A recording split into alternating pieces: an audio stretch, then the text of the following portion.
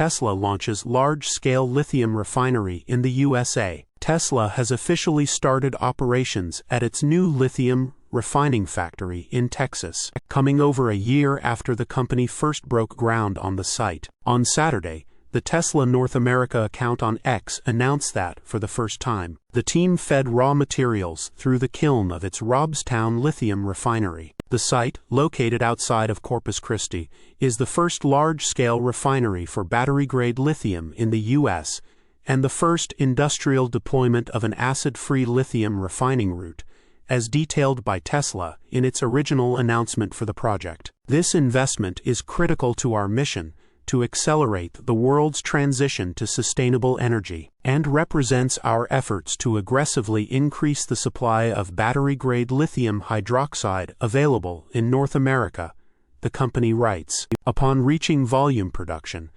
the lithium refinery is expected to produce around 50 gigawatt-hours of battery-grade lithium annually. Tesla's proposed TX lithium refinery takes step forward as school district ratifies tax abatements. Some also noticed that there was a Tesla Cybercab in the background of the picture posted alongside the announcement. Following the company's official unveiling of the two-seat robotaxi in October, Tesla is currently hiring at the Robstown, Texas facility, and you can find the company's open job listings on its careers page. Tesla broke ground on the lithium refining facility last May, though the company has been making steady progress on construction throughout much of this year. The site was initially aiming to start production in Q1 this year, with construction valued at roughly $375 million. The news also comes as the U.S. and other North American and European markets aim to decrease reliance on China